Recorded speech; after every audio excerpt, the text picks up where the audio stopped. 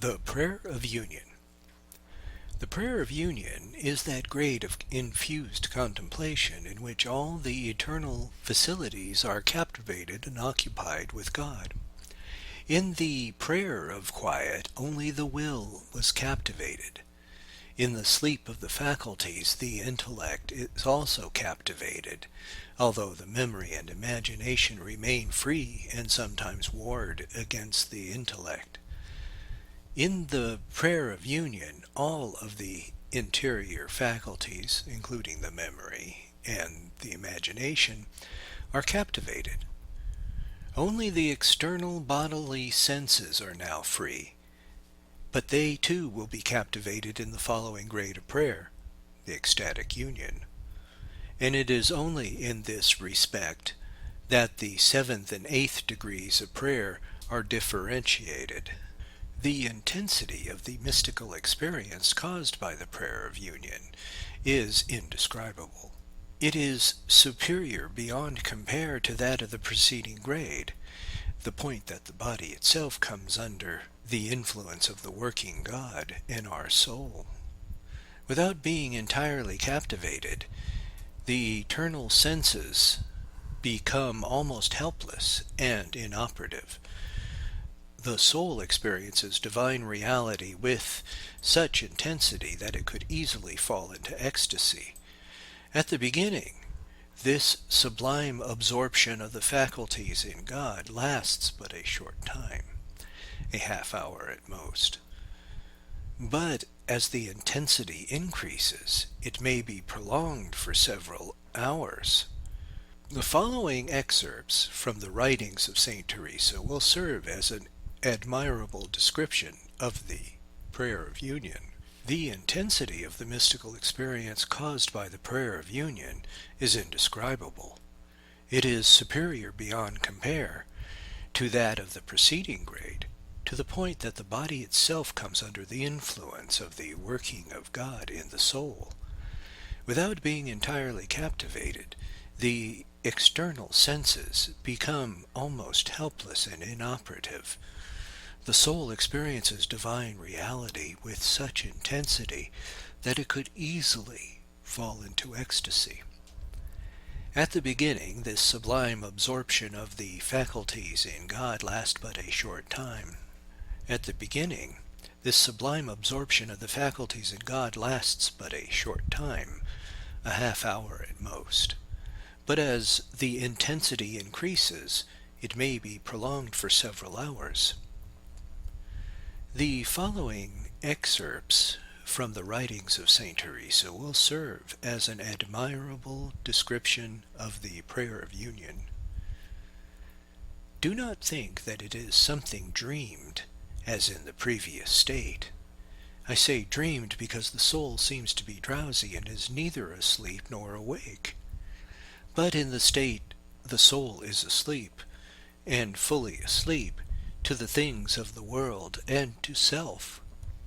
Because, as a matter of fact, the soul remains without consciousness during that little time when the condition lasts, and it could not even think a desire to do so. Consequently, there are no necessity for the soul to suspend its thought by the use of any method. And if it loves, it does not understand how or what it loves, nor what it could desire. In fact, it is like one who has completely died to the world in order to live more fully in God. It is, as it were, a delightful death, a snatching of the soul from all activities it can perform while in the body. It is a delightful death because, although the soul seems truly to have been separated from the body, to such an extent that I don't even know if there remains in it enough life to be able to breathe, it does so in order to be united with God. The intellect would like to occupy itself completely with the understanding something of that which it feels, but since it does not have the strength to do so, it is overwhelmed to such an extent that, if the control of the intellect is not completely lost, it cannot move hand or foot, as we have previously stated of a person who has fallen into such a swoon that he appears to be dead. As long as the soul remains in this state, it can neither see nor hear nor understand.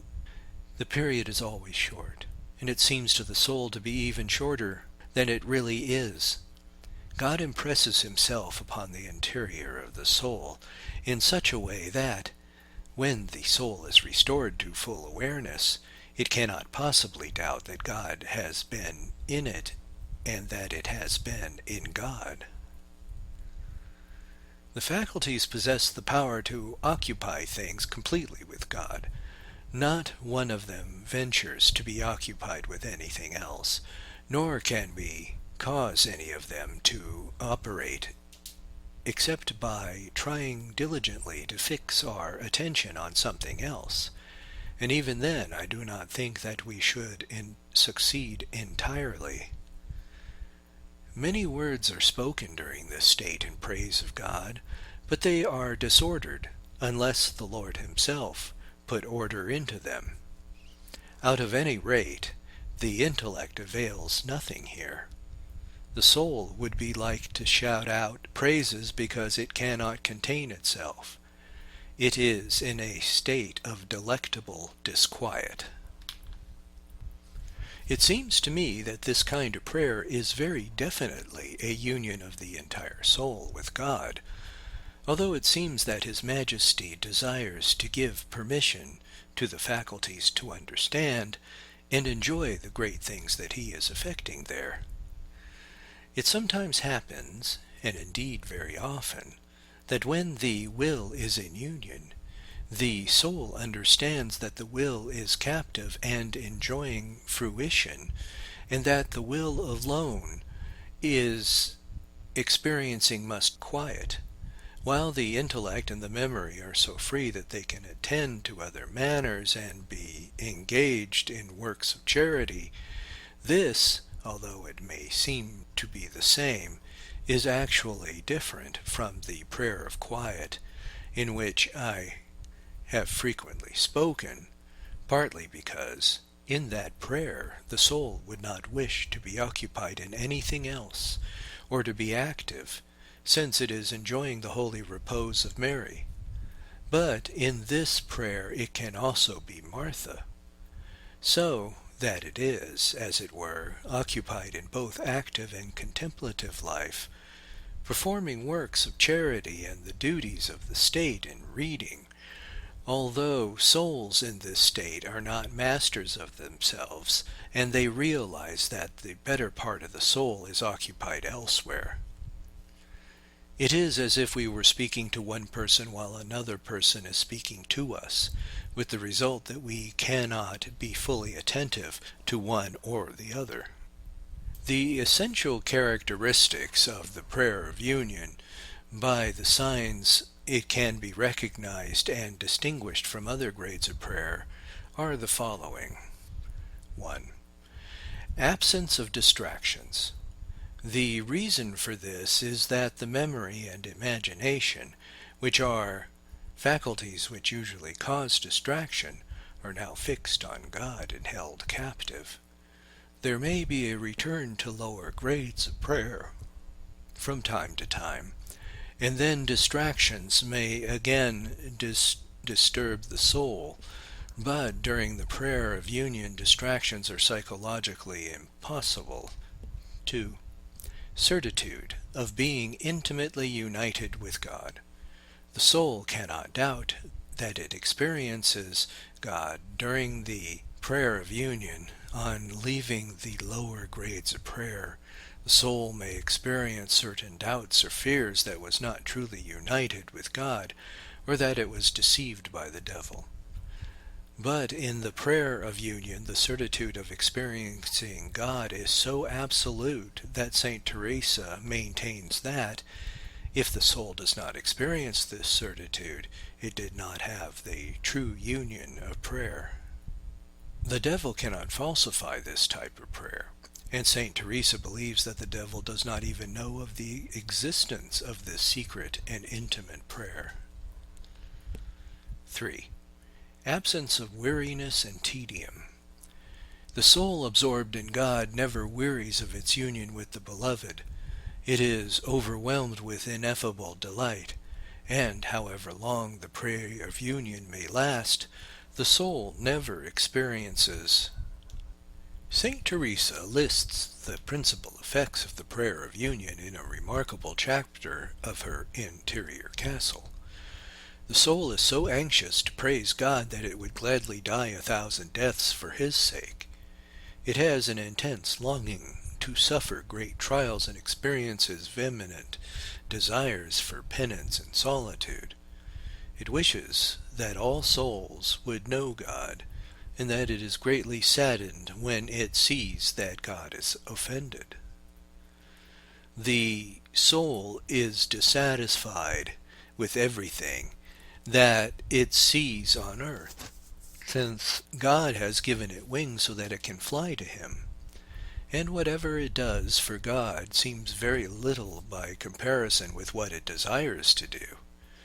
Its weakness has been turned into strength, and it is no longer bound by any ties of relationship or friendship or worthy possessions.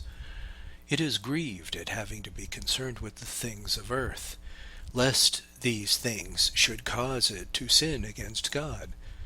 Everything wearies it because it can find no true rest in any created thing. The prayer of union is usually accompanied by a certain concomitant phenomena which are distinct from the gratia gratis date. Although these phenomena are not produced at any definite moment, they are transitory graces which God grants according to his good pleasure. They are nevertheless usually manifested when the soul reaches this degree of prayer. There are 4 principal concomitant phenomena: mystical touches, flights of the spirit, fiery darts of love, and wounds of love. St. John of the Cross and St. Teresa of Avila gave admirable descriptions of these phenomena, but we shall limit ourselves to a brief description. The mystical touches are a kind of instantaneous supernatural impression which gives the soul a sensation of having been touched by God. This divine contact imparts to the soul an ineffable delight which defies description. The soul sometimes utters a cry or falls into ecstasy.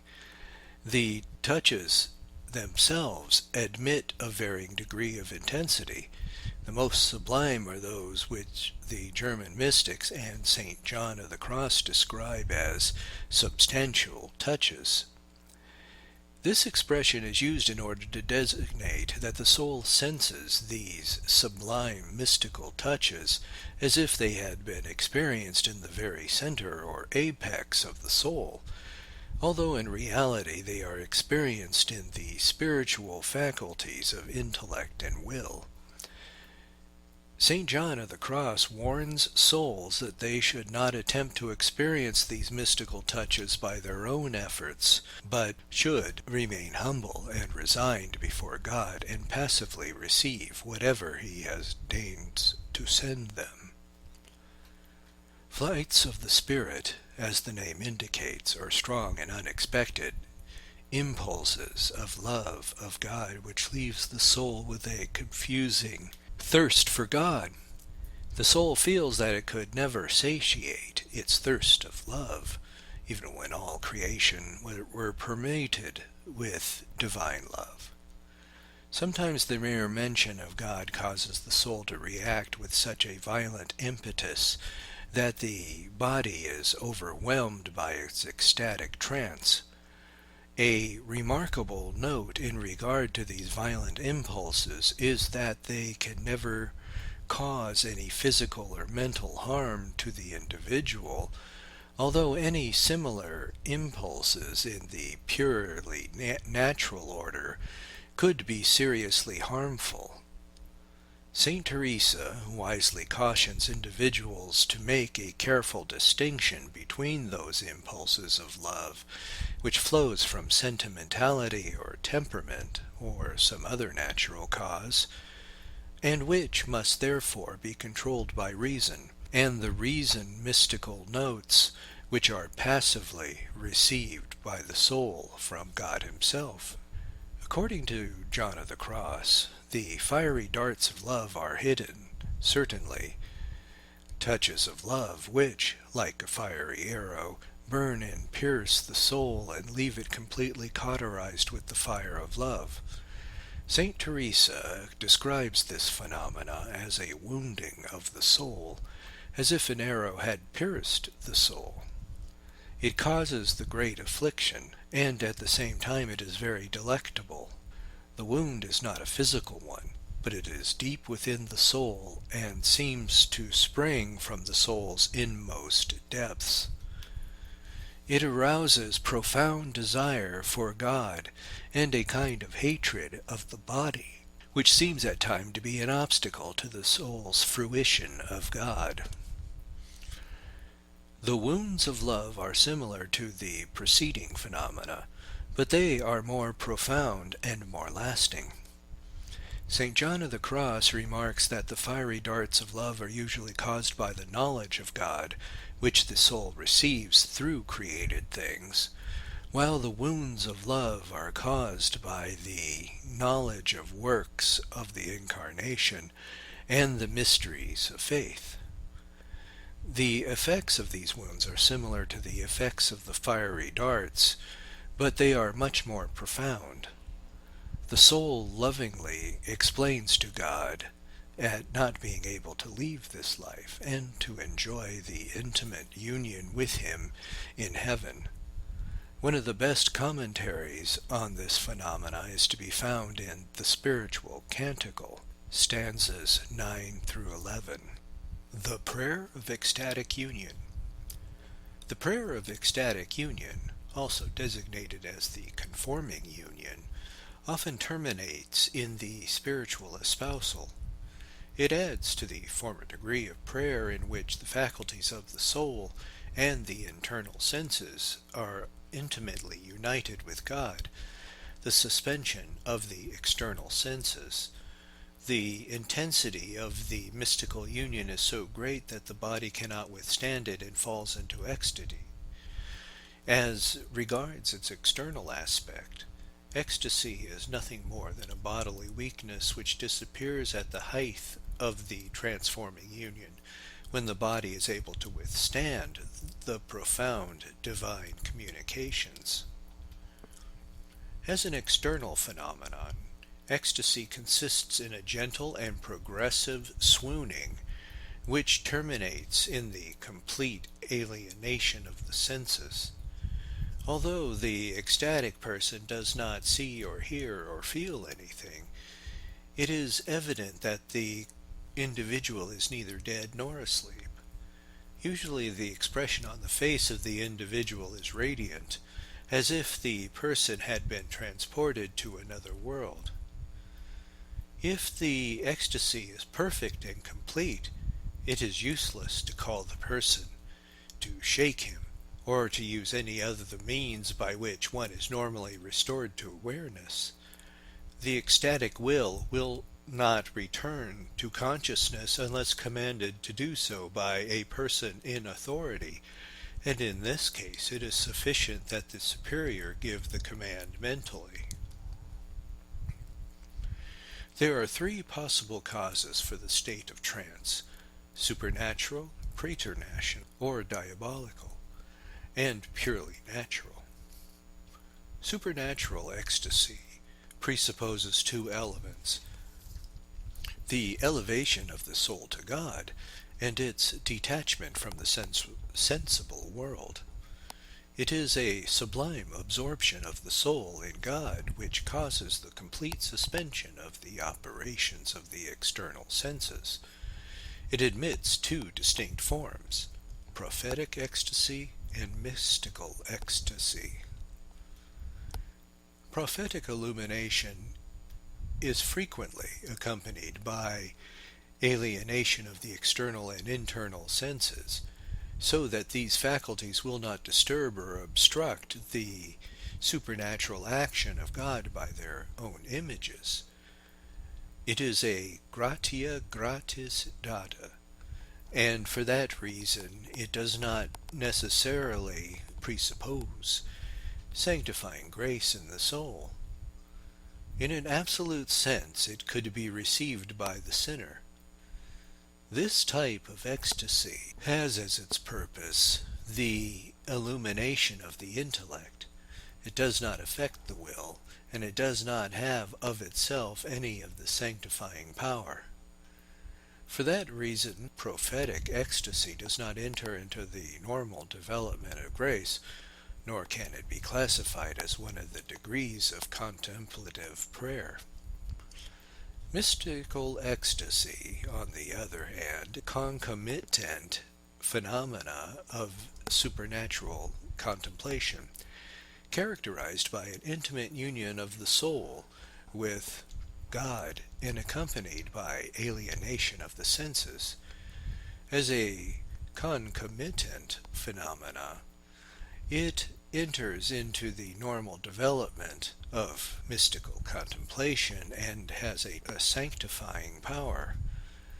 The essential note of mystical ecstasy is the intimate union of the soul with God, or the evolatio mentis, as the ancients called it. The secondary aspect or consequence of the alienation of the senses. All of these elements are essential for true mystical ecstasy. Without the intimate union of the soul with God, the suspension of the senses would be nothing more than a type of sleep. Without the suspension of the senses, there would be mystical prayer, but not ecstatic prayer. Without infused contemplation, properly speaking, the ecstasy would be prophetic ecstasy, natural ecstasy, or diabolical ecstasy, but not mystical ecstasy. The efficient cause of mystical ecstasy is the Holy Ghost, working through his gifts. Ecstasy is appropriated to the Holy Spirit because it is an operation of love which sanctifies the soul, and the Holy Spirit is the Spirit of love. Operating through the gifts of wisdom and understanding, he uses the latter to illuminate faith, and the former to arouse charity, until a most vehement love is aroused in the soul, causing the alienation of the senses. The formal cause of ecstasy is infused contemplation in a very intense degree, although not the maximum degree. A less intense form of contemplation would not cause the suspension of the facilities, or the whole faculties of the soul, nor of the bodily senses. Yet it needs not be contemplation in the maximum degree of intensity, because the highest degrees of infused contemplation do not produce any ecstasy. As regards the material cause, the imperfection or natural weakness of the subject who receives the infused contemplation may be called a quasi-material cause, and when the individual is accustomed to the divine illumination and is strengthened sufficiently to withstand it, however, as will occur in the highest degrees of the mystical life, all ecstasy will disappear. This natural weakness of the subject does not refer exclusively to the body, but also refers to the psychological order. The soul, not yet accustomed to the intensity of light, and which are communicated, experiences an alienation of the senses. The reason for this is that, although the ecstasy occurs primarily in the faculties of the soul, it is communicated by natural redundance to the faculties of the body. The final cause or purpose of this ecstasy is the sanctification of the soul that receives it. We have already stated that the mystical ecstasy is not a gratia gratis data, but a concomitant and sanctifying phenomena of the mystical life. St. Thomas distinguishes three grades of ecstasy. In the first, the external senses are suspended, but not the internal senses. In the second, the internal senses are also suspended, and the soul perceives by intelligible species which are independent of the phantasms of the imagination. In the third, there is a direct contemplation of the divine essence. The principal forms of ecstasy are the gentle and delightful ecstasy, and the violent and painful ecstasy. In the first, it seems that the soul is no longer in the body, and the body itself has the experience of losing its natural warmth. Nevertheless, this is accompanied by great sweetness and delight. This form of ecstasy is in no way harmful to health. Rather, it frequently improves the health of the individual. In its violent and painful form, the bodily suffering is so intense that the individual can hardly bear it. It seems sometimes as if the entire body has been dislocated. John of the Cross states that this type of ecstasy may cause weakness and harm to the stomach, and that it seems as if all the bones have dried up and that the body has lost all its strength. If it sometimes happens that the body becomes completely cold and appears as if dead, the sweet and delightful form of ecstasy is called ecstasy simply, and the painful form is called seizure, flight of the figure, or rapture. Ecstasy usually produces notable effects on the body and the soul of the ecstatic. The principal bodily effects are insensibility, facial expression, and agility or levitation. When the ecstasy is total, the organic insensibility is complete. Blows and wounds and burning are ineffective in bringing the individual back to the natural consciousness. The ecstatic has no sensation of any material things, and there is no awareness through the vision of any objects in the vicinity, as can be proved by passing some object, even a bright light, in front of the opened eyes of the ecstatic. Nevertheless, there have been mystics who spoke of their contemplative vision during a state of ecstasy, or have even moved around during the ecstasy, as in the cases of Saint Catherine of Siena and Saint Magdalene of Pazzi. But these are exceptional cases. Ordinarily, a person in ecstasy is insensible and completely immovable. We have already noted that during an ecstasy, the natural heat of the body gradually diminishes, especially in the hands and feet. The vital functions seem to be interrupted. There is no evident sign of respiration or of circulation of the blood or any movement of the lips. The vital functions gradually return to normal as the individual returns to consciousness. This sweet and gentle ecstasy is never harmful to the bodily health, but often restores or improves it after the violent ecstasy. On the one hand, the body sometimes remains exhausted and painful over a period of days. As regard the effects of ecstasy on the soul of the individual, the proper and characteristic effect is to communicate a natural energy which leads the soul to heroism in the practice of virtue. It is a fact that the true ecstasy proceeds from love, and at the same time arouses in the soul a love that is yet more ardent and more intense. It is the ecstasy of works, of which St. Francis de Sales speaks, and it is always accompanied and is the clearest sign of the true ecstasy of love. St. Teresa has written some beautiful passages on the remarkable effects which divine ecstasy produces in the soul. The spiritual espousal, which is the promise of God to lead the soul to the transforming union or spiritual marriage, usually occurs during one of those ineffable ecstasies. St. Teresa believes that a rapture is indispensable at this point, lest the individual die before the splendor of the divine majesty.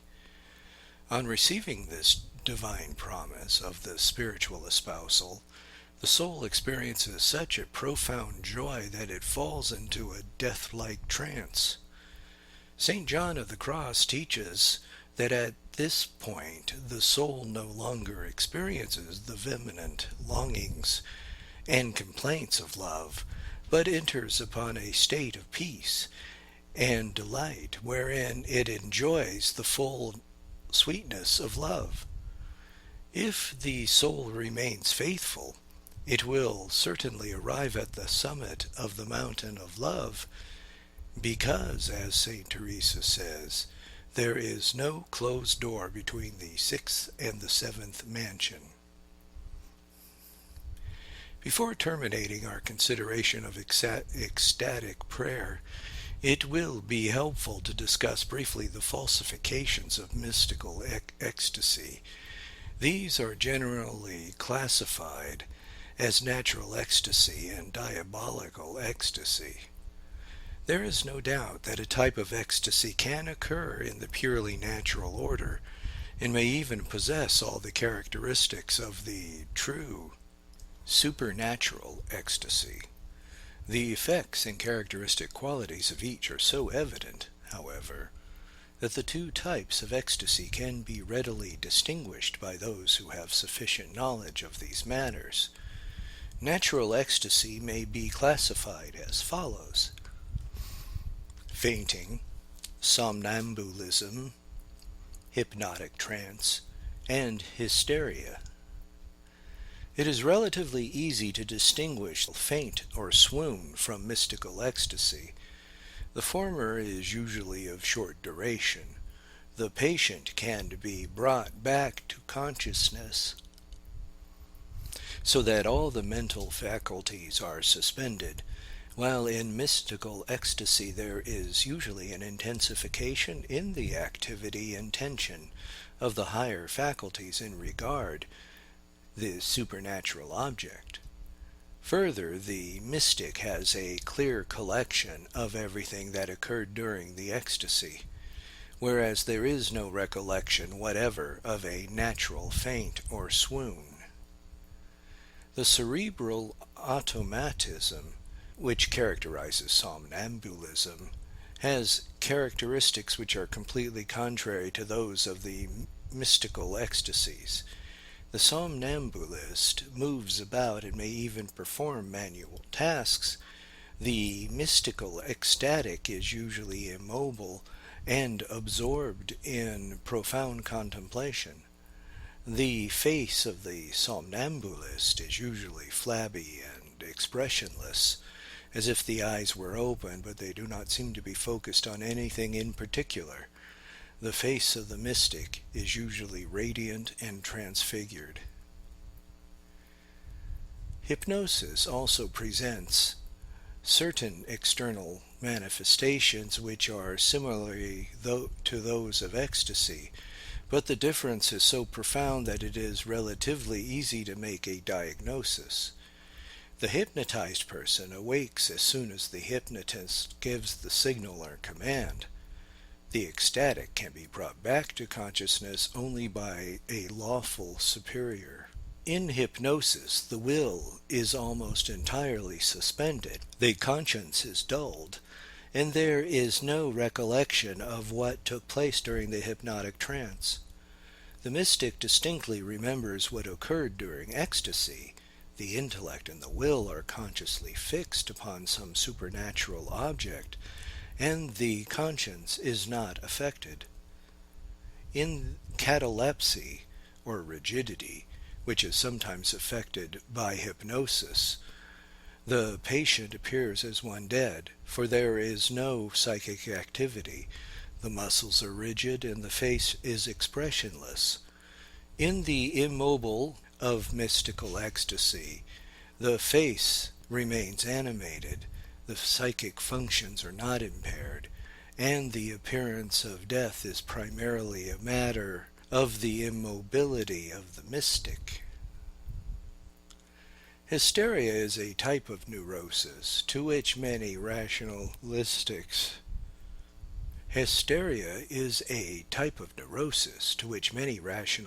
and materialistic philosophers have reduced true mystical ecstasy. Hysteria profoundly disturbs the organic functions of the body, and rather than assembling true ecstasy, it bears the marks of diabolical possession. The crisis of the hysteria is violent. There is a propensity to illusions and fantasies. The hysteric is greatly agitated and nervous, sometimes vain, blustery, and extremely impressionable. Sometimes there is an insensibility to touch in certain areas of the body. In true mystical ecstasy there are none of the terrible convulsive movements of the hysteric, no incongruous or indecent postures, no inarticulate cries. Rather, the mystical ecstasy is always tranquil, decorous, and edifying.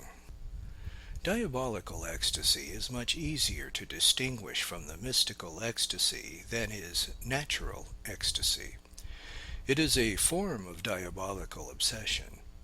It should be noted at the outset that the human intellect and will are beyond the direct reach of the influence of the devil, but he can control the activity of the internal and external senses.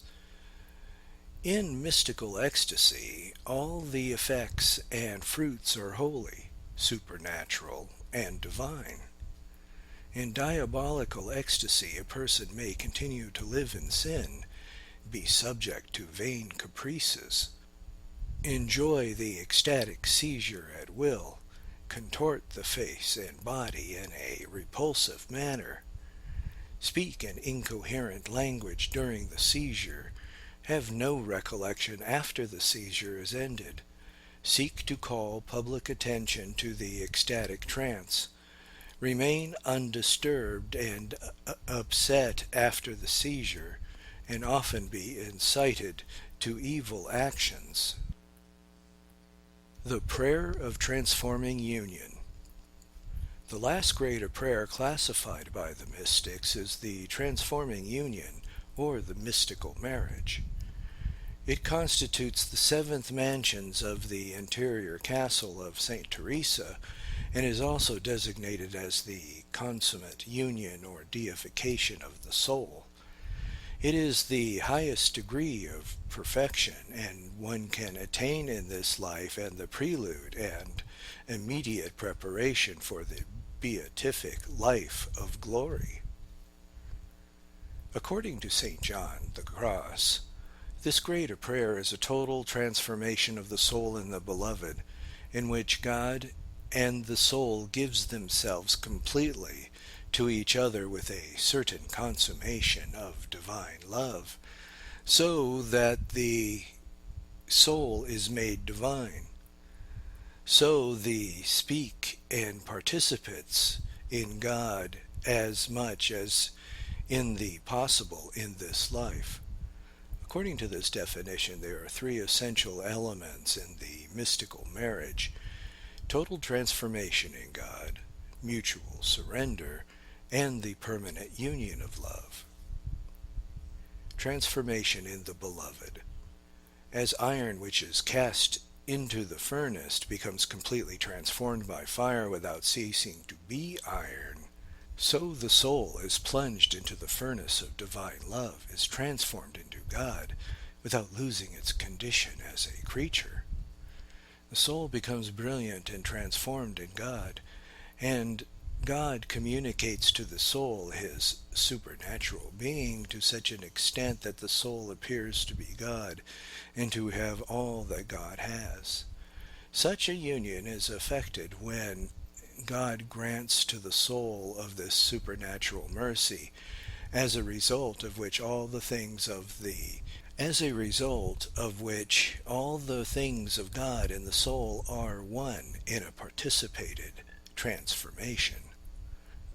The soul seems to God and the man are one in a participated transformation.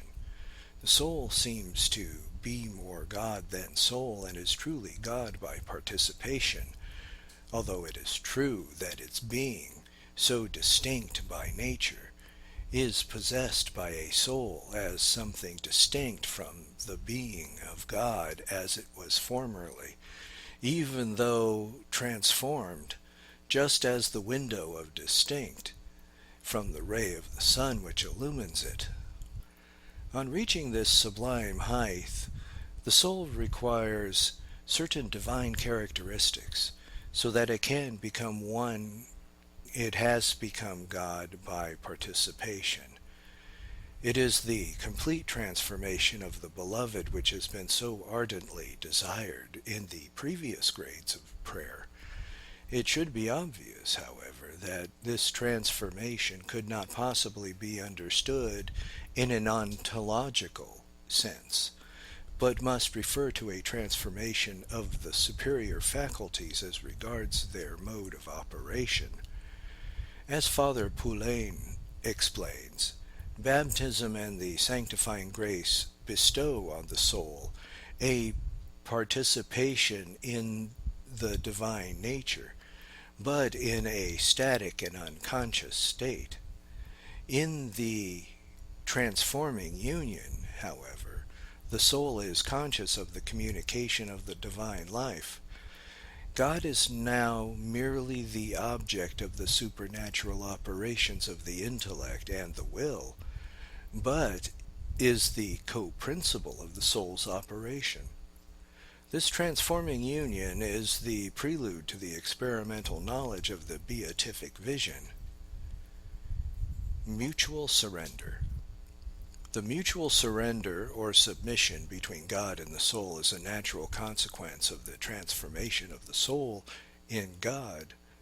As between the two spouses there is a perfect communication of goods, so between God and the soul which has been admitted to spiritual marriage, this indissoluble surrender constitutes the essence of spiritual matrimony, as the mutual surrender and acceptance of a man and woman constitutes as the mutual surrender and This indissoluble surrender constitutes the essence of spiritual matrimony, as the mutual surrender and acceptance of a man and woman constitutes the essence of the sacrament of matrimony.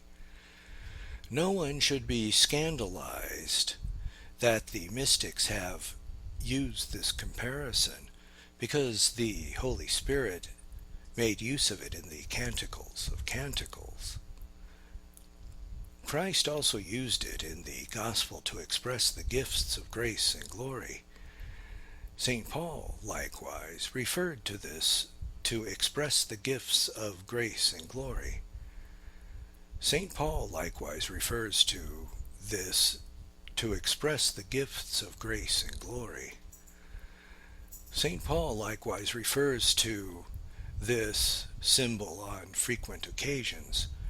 Following the example of Scripture, Christian tradition has made use of this symbol throughout the ages in order to signify the intimacy of the union of the soul with God at the height of sanctity.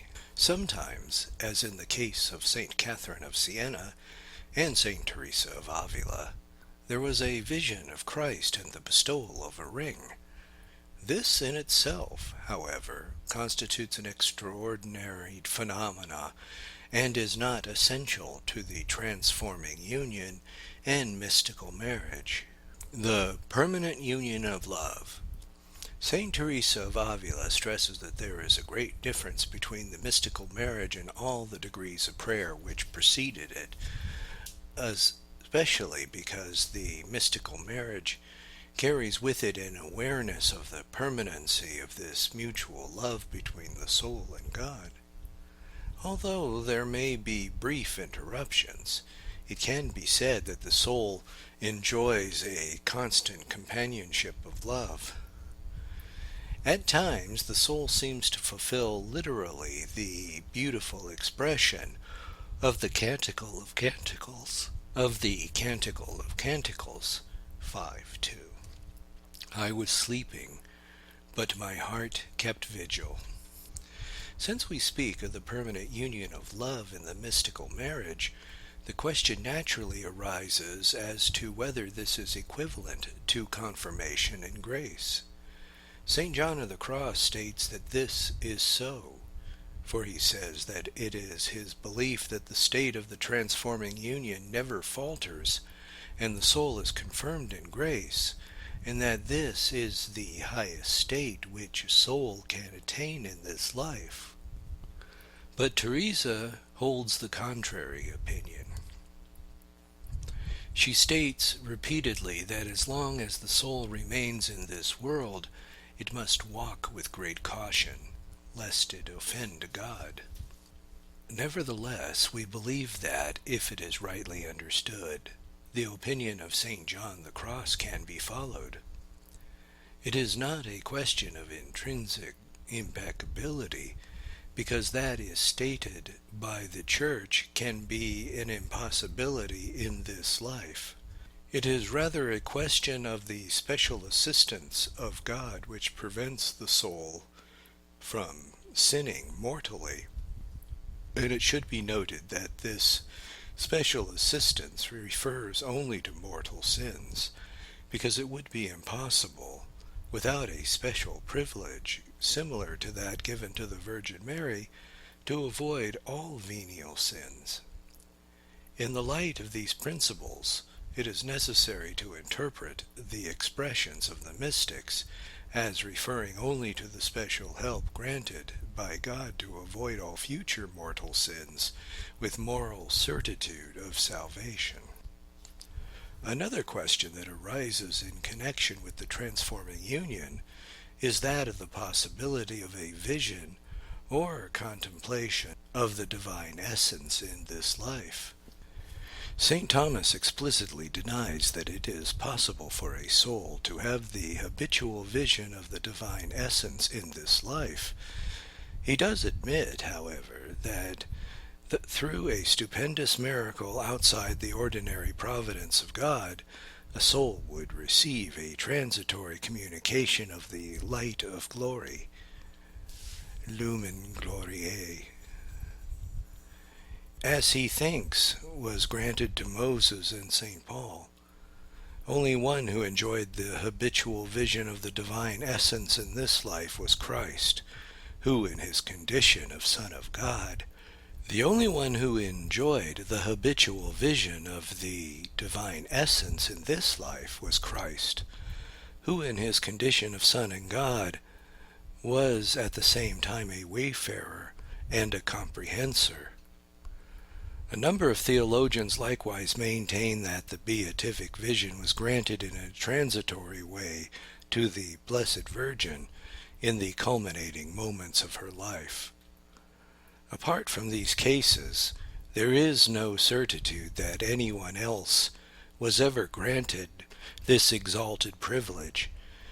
Saint Teresa of Avila and St. John of the Cross speak of an intellectual vision of the Trinity whereby the persons are known individually, but they both insist that this vision is effected by means of a created species, and that the veil is never completely removed from the divinity. The only certain conclusion that can be drawn is that the beatific vision does not form a part of the contemplative degrees of prayer which are proper to its life. Infused contemplation is of its very nature oriented to the beatific vision as its supreme goal, just as sanctifying grace is oriented to eternal life. But the high degree of contemplation which can be attained in this life is a prelude to the beatific vision.